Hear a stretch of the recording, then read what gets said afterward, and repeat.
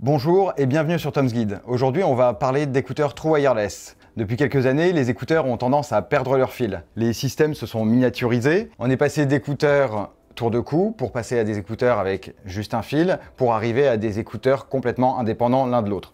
Au final, on est passé de ça à ça. Comme souvent, Apple a marqué la tendance avec ses écouteurs True Wireless, les AirPods. Le marché explose aujourd'hui avec d'autres constructeurs qui se sont engouffrés dans la brèche. On pense notamment aux grands classiques que sont Sennheiser, JBL ou encore Sony. Mais on a découvert également des constructeurs plus confidentiels, des constructeurs chinois qui se sont imposés aussi sur le marché, avec notamment des constructeurs de smartphones tels Realme, Oppo, OnePlus qui arrivent également avec leurs écouteurs True Wireless. Alors on a testé plusieurs écouteurs, des dizaines d'écouteurs True Wireless. Mais aujourd'hui, on va juste s'attacher à notre sélection des meilleurs écouteurs True Wireless. On en a 5 et on va en parler tout de suite. C'est parti!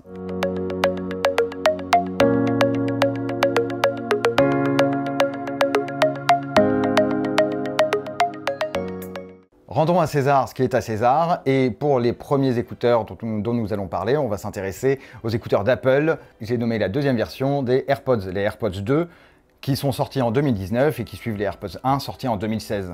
Ici, on a quelques différences assez subtiles. Côté design, ce sont exactement les mêmes que les précédents. En revanche, à l'intérieur, on a un nouveau processeur, une nouvelle puce, une puce H1 qui remplace la W1 qui était dans la première version. Il gagne également le Bluetooth 5 qui offre une meilleure latence comparativement au précédent modèle. On gagne 30% de latence sur ces AirPods 2. On a également la fonction d'e-Siri qui permet de contrôler totalement ces écouteurs, sauf le volume. Ça reste le petit manque de ce modèle. Alors comme j'ai pu le dire, côté design, on conserve des écouteurs qui sont identiques à la première version, mais qui se mettent très bien dans l'oreille et tiennent plutôt bien. Donc ensuite, lorsqu'on va faire du sport, il faut quand même faire attention parce qu'ils sont uniquement posés, hein. On parle d'écouteurs non intra-auriculaires. Donc c'est-à-dire qu'ils ne vont pas rentrer dans le conduit auditif, mais juste posés à l'entrée de l'oreille. Donc l'avantage d'un écouteur qui n'est pas intra-auriculaire, c'est qu'il peut s'adapter à n'importe quel type d'oreille, puisqu'il se pose tout simplement à l'entrée de l'oreille et ne vient pas encombrer le canal auditif. Chacun a un canal auditif différent, ce qui est très compliqué. Et moi, je suis très compliqué. Qui dit Apple dit forcément système assez fermé. Ces AirPods 2 ne fonctionnent très bien avec un iPhone, avec un Mac, avec un iPad. D'ailleurs, on peut l'appairer à deux appareils en même temps, merci le Bluetooth 5 et le multipoint du coup. Mais en revanche, sur un appareil Android, ce sera un peu plus compliqué. Donc l'appairage se fera classiquement, hein, comme avec un appareil des écouteurs Bluetooth lambda, mais on n'aura pas toutes les fonctions que peuvent proposer les AirPods 2. Le meilleur atout des AirPods 2, ça reste sa fonction kit main libre. Ce sont actuellement les écouteurs True Wireless les meilleurs sur le marché dans cette catégorie. À savoir qu'en intérieur comme en extérieur, on se fait très bien entendre de son interlocuteur et on entend également très bien son interlocuteur. On a sur ce point une bonne définition des voix avec des aigus qui sont bien marqués ainsi que des médiums. On en vient à la partie audio de ces AirPods 2. Côté qualité, c'est pas ça. On a un manque de basse, des aigus qui ont tendance à par moments être un peu nasillards, mais bon, un son qui reste assez équilibré, mais qui ne satisfera pas les plus intransigeants en matière de qualité audio. Parlons également des fonctionnalités intéressantes de ces écouteurs. On en a deux principalement, qui sont la première, la pause active, à savoir qu'on peut retirer un écouteur et la musique va se mettre automatiquement en pause. Autre point intéressant, on peut utiliser qu'un seul écouteur à la fois, donc en mode monophonique, ce qui va être très pratique lorsqu'on utilise les AirPods 2 en kit main libre. Enfin, on parle aussi de l'autonomie. L'autonomie, elle n'a pas évolué depuis les AirPods 1, enfin, pas vraiment. On reste en écoute musicale sur les mêmes bases, donc c'est-à-dire 5 heures en écoute musicale sur une charge, et avec le boîtier, on atteint 24 heures. En revanche, en appel audio, on gagne un petit peu, c'est-à-dire qu'on va passer de 2 heures à 3 heures. Donc petite différence également avec les AirPods 1, ceux-ci sont disponibles avec un boîtier de chargement par induction. Donc c'est pas le même prix, il y a deux modèles différents, celui sans le boîtier de charge par induction est à 179 € et celui avec charge par induction est à 229 €. En numéro 2, on va parler du meilleur rapport qualité-prix. Donc dans la catégorie meilleur rapport qualité-prix, on a aujourd'hui les Cambridge Audio Melomania One. Donc parlons de la marque Cambridge Audio. Cambridge Audio, c'est une marque britannique basée à Londres qui fait des appareils très haut de gamme. Donc on parle vraiment de haute fidélité. On a des amplis, on a des platines, on a plein de choses chez eux, des enceintes aussi. Et ici, ils nous proposent des petits écouteurs qui sont pas chers puisqu'ils sont à moins de 100 €. Et là, il y a peu de marques de ce niveau qui oseraient se lancer dans un pari aussi risqué, à savoir d'essayer d'insuffler toute la philosophie de Cambridge Audio dans d'aussi petits écouteurs. Ce sont de tout petits écouteurs, des bullets. Vraiment des petites balles qui viennent s'insérer assez bien dans les oreilles, en définitive. Donc les Melomania One offrent un design compact, assez discret. Il s'insère très facilement dans les oreilles. Ensuite, on va regretter éventuellement qu'il n'ait pas de petites ailettes pour vraiment adopter la forme de l'oreille. Donc on peut risquer éventuellement qu'il tombe lorsqu'on court, par exemple, lorsqu'on fait du sport avec. En revanche, on a plusieurs embouts à l'intérieur de la boîte, ce qui permet normalement de pouvoir les adapter à toutes les formes d'oreilles. Alors la particularité de ces écouteurs, c'est qu'ils n'ont aucune application pour les appairer. C'est-à-dire qu'il faut les appairer en Bluetooth. C'est un choix assez particulier puisque ça veut dire que Cambridge Audio a totalement confiance en réglage d'usine de ces écouteurs parce qu'on n'a aucun equalizer pour pouvoir les régler tout simplement. Et Cambridge Audio sur ce point a raison.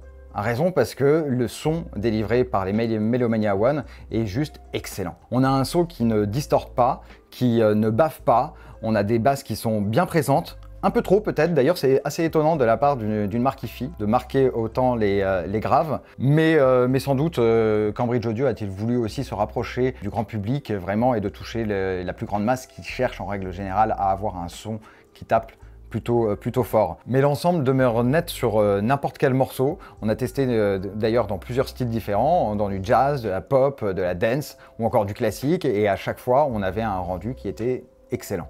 Et le son reste de bonne qualité quel que soit le niveau de volume. Et il y a de la réserve en plus là-dedans, contrairement aux Pixel Buds, qu'on n'a pas d'ailleurs mis dans cette sélection. On a un petit défaut côté son, c'est la latence. C'est-à-dire qu'en vidéo ou en jeu, on aura un petit décalage avec ce qui sera affiché à l'écran. On l'a testé encore ce matin dans le train, en regardant un épisode de Mythic Quest sur Apple TV+. On avait du coup une désynchronisation labiale, c'est-à-dire que les acteurs parlaient et on avait le son qui arrivait ensuite, ce qui était assez gênant. Mais côté musique, aucun souci. Autre petit grief que l'on pourrait avoir à l'encontre des Melomania One, c'est le port USB qu'il y a sur son boîtier de charge. Ici, on est en micro USB, alors qu'aujourd'hui, quand même, la tendance porte plutôt vers l'USB-C. Et ça nous permet d'en venir à l'autonomie de ces écouteurs. On est à 8 heures d'autonomie en test réel sur une charge, juste sur les écouteurs. Et au total, avec le boîtier, on atteint 32 heures d'autonomie, ce qui est vraiment sympa.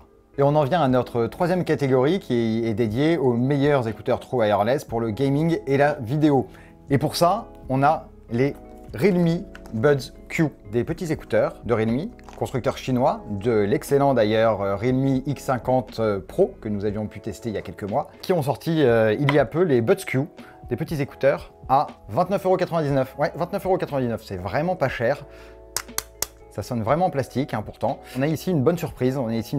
Notamment pour ceux qui sont amateurs de films, de séries, consommateurs de jeux vidéo, puisque alors qu'on parlait de problèmes de latence sur les Cambridge Audio Melomania One, ici on n'a aucun problème de latence, c'est-à-dire qu'ils ont vraiment été étudiés pour être totalement synchronisés avec la vidéo. Realme parle de 119 millisecondes de latence, c'est moins que les AirPods Pro qui eux sont à 144 millisecondes. On les a testés et on n'a eu aucun souci en regardant des films sur Netflix, en jouant à des jeux vidéo, vraiment, c'est un vrai régal à ce niveau-là. On a une parfaite synchronisation. On va pas se mentir, à 29,99 €, il ne faut pas s'attendre à atteindre des sommets côté qualité audio. On a un rendu qui est somme toute assez correct, on a un son qui est plutôt basseux et du coup qui a tendance à étouffer les aigus. Donc l'ensemble est potable, mais pas non plus exceptionnel. Ça permet d'écouter de la musique sans aucun souci dans les transports ou autres, mais c'est vraiment pas la force de ces écouteurs. Donc Realme a la bonne idée d'associer à ses écouteurs Buds Q une application, son application générique qui lui permet d'administrer tous ses appareils, tout son écosystème. Donc l'inconvénient de cette application, c'est qu'elle nécessite quand même de créer un compte sur Realme. Passé cette étape, on accède à une application qui nous permet de régler les fonctions des touches, des deux touches qu'il y a sur chaque écouteur, une touche tactile. Et on a également la possibilité d'activer un mode jeu. Alors nous, on l'a activé, ce mode jeu. Normalement, on était censé penser entendre une différence, c'est-à-dire avoir un son plus dynamique, qui surperformerait. En définitive, on n'a absolument rien ressenti. Alors pour 29,99 €, on a encore aussi quelques manques, à savoir qu'on n'a pas de connexion multipoint, à savoir qu'on ne peut pas les connecter sur un ordinateur et sur son téléphone en même temps. Également, on n'a pas de pause active, donc si on en ôte un, eh bien le son continuera de tourner pour autant. Si on ôte les deux également, hein, de même manière, donc il faudra les ranger complètement dans leurs étuis pour qu'ils cessent de fonctionner. Donc comme j'ai pu le dire au début, ces écouteurs sont assez cheap dans leur conception.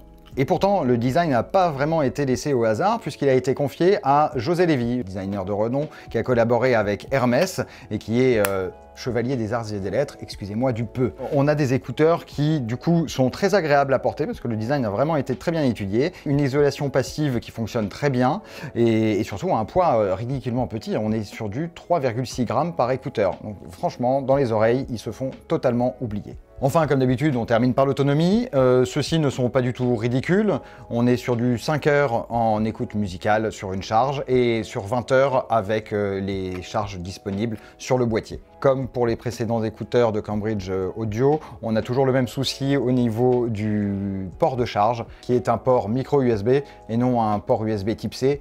Mais là, à ce prix, on lui pardonne un peu plus. Dans la catégorie des meilleurs écouteurs True Wireless pour le sport, j'ai nommé les Jabra Elite Active 75T. Les Elite Active 75T sont une évolution assez logique des Elite 75T sortis fin 2019.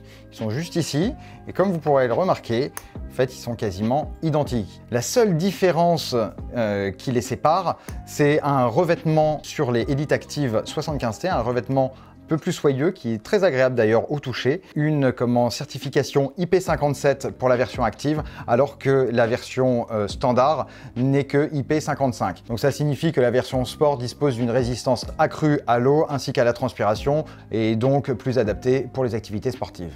Et pour le reste, eh bien, ils sont tout à fait identiques. Avec ces écouteurs, on a de la pause active, on a du multipoint, donc c'est-à-dire qu'on peut le connecter sur une tablette et un smartphone et son ordinateur, etc.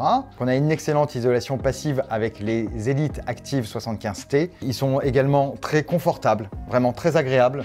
Une fois dans l'oreille, on est coupé du monde déjà et on n'a aucun point de pression, donc c'est-à-dire qu'ils adoptent très bien la forme du pavillon. Autre point assez intéressant, ils ne dépassent que très peu des oreilles. Et moi particulièrement, je sais que les 75T, ce sont mes propres écouteurs que j'utilise tous les jours. Et lorsque je regarde une série au fond de mon lit et que je suis assis sur le côté, eh bien je peux tout simplement avoir mon écouteur dans l'oreille, poser ma main sans que cela ne presse sur le conduit auditif et donc ne me fasse mal. J'ai pas non plus de problème d'appui sur les surfaces tactiles puisqu'ici on a un bouton sur chaque écouteur. On a un bouton sur l'écouteur droit qui permet de mettre sur pause, qui permet d'activer l'assistant vocal, etc. Et un bouton sur l'écouteur gauche qui lui permet d'activer la fonction AirFlow, qui permet en fait d'activer les micros des écouteurs pour pouvoir laisser entendre à l'utilisateur ce qui l'entoure, les sons environnants. Côté qualité sonore, on a beaucoup de graves sortis de boîte, mais heureusement on peut régler ça via l'application. On a un equalizer multiband qui permet vraiment de trouver son propre son. Les aigus ont été retravaillés, notamment comparativement au 65T, donc c'est-à-dire à la version précédente, et ils sont de meilleure facture. Autre point intéressant qu'on n'a pas sur tous les écouteurs True Wireless, ici on peut régler le volume. Donc c'est-à-dire qu'on appuie sur l'écouteur de manière prolongée sur l'écouteur gauche pour baisser le volume, on appuie sur l'écouteur droit de manière prolongée pour augmenter le volume. Alors comme on l'a dit, ces écouteurs ont des micros intégrés, donc c'est-à-dire qu'ils peuvent être utilisés également, comme tous, en mode kit main libre. Et à ce niveau-là, on en aurait attendu un peu plus de la part de Jabra. Jabra, c'est quand même un constructeur qui est habitué des systèmes professionnels, avec des micro-casques d'entreprise notamment. Et donc, pour la captation de la voix, on aurait bien aimé avoir un résultat meilleur. Malheureusement, comme c'est le cas sur bon nombre d'écouteurs True Wireless, le design est bien trop compact pour permettre vraiment une bonne captation de la voix. Et sur les Active 75T, c'est encore le problème. En intérieur, ça ira, mais en extérieur, ce sera déjà beaucoup plus compliqué, les micros captant tous les sons environnants. Parlons enfin de l'autonomie de ces Elite Active 75T. On est sur 8 heures d'autonomie concernant une seule charge, donc la charge des écouteurs, et 32 heures d'autonomie en tout, donc avec 4 charges possibles. À noter également, pour le port de chargement, on est sur de l'USB-C. Ceci dit, heureusement, vu le prix des écouteurs qui est de 199 €. Chose intéressante à noter, ils sont récemment ressortis dans une nouvelle version avec un boîtier compatible charge par induction qui a un tarif un petit peu plus élevé, il faut compter là 220 €. Et on arrive à la fin de notre sélection avec le Graal, les meilleurs écouteurs True Wireless tout simplement. Et nous on les a classés dans les meilleurs écouteurs True Wireless avec réduction de bruit. On parle des WF 1000X M3 de Sony.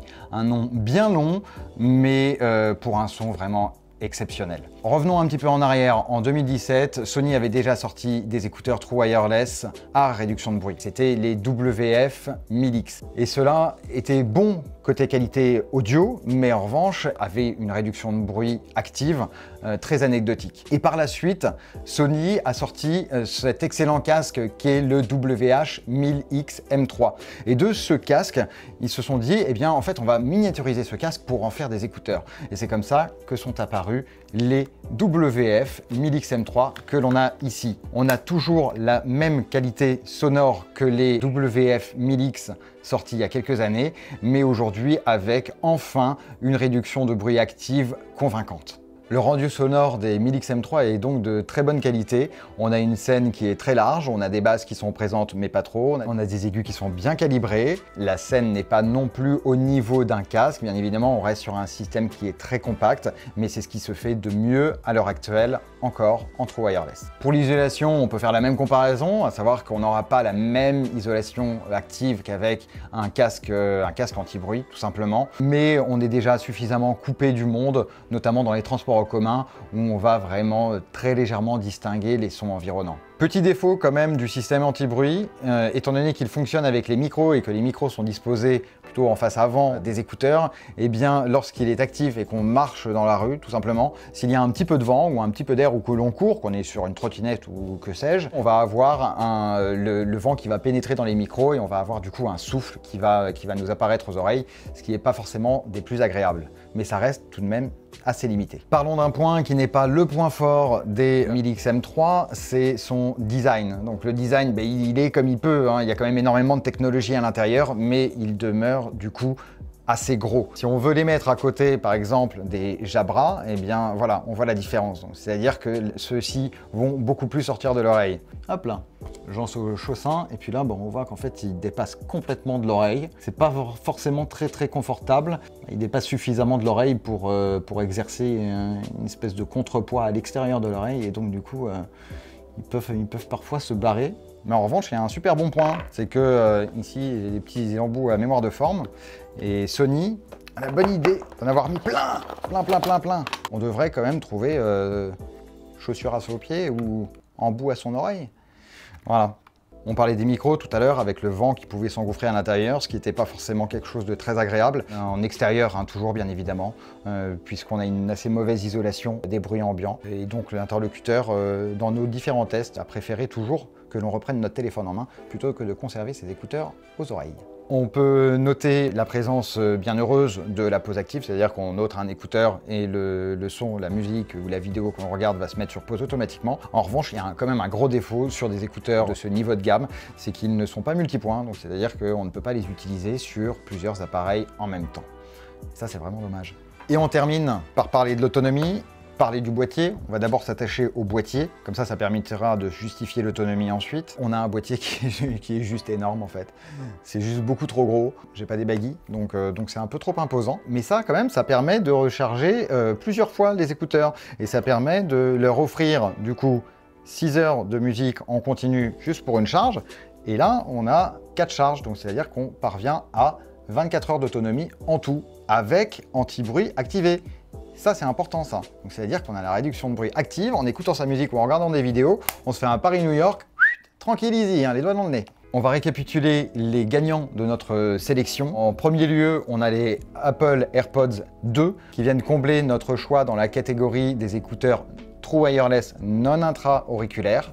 Ensuite, on a les Elite Active 75T de Jabra qui eux sont des écouteurs à adopter pour les sportifs, bien évidemment. On a les Melomania One de Cambridge Audio qui eux sont juste géniaux en fait. Courez les acheter, ils sont excellents. Vraiment. Ça coûte pas trop cher. C'est moins de 100 €. Si, c'est un budget, mais pour la qualité rendue par ces écouteurs, ils les valent, c'est top. À petit prix, 29,99 €. Un petit compagnon idéal, les Realme Buds Q à mettre dans sa poche avec son smartphone pour regarder ses séries, des vidéos, YouTube, tout ça, nos vidéos. Celles de nos petits copains aussi de Phone Android, elles sont top. Et ça, sans latence. Et enfin, le gros pépère, celui qui trône en haut du tableau, même si c'est un modèle de 2019, ce sont les WF-1000XM3 de Sony, des écouteurs à réduction de bruit active qui sont tout bonnement aussi excellents, une très bonne qualité sonore, une fonction anti-bruit convaincante et une autonomie qui suit. Voilà, merci beaucoup de nous avoir suivis. N'hésitez pas à liker cette vidéo, à activer la petite cloche de notification qui se trouve en bas et on se retrouve pour une prochaine vidéo. Salut!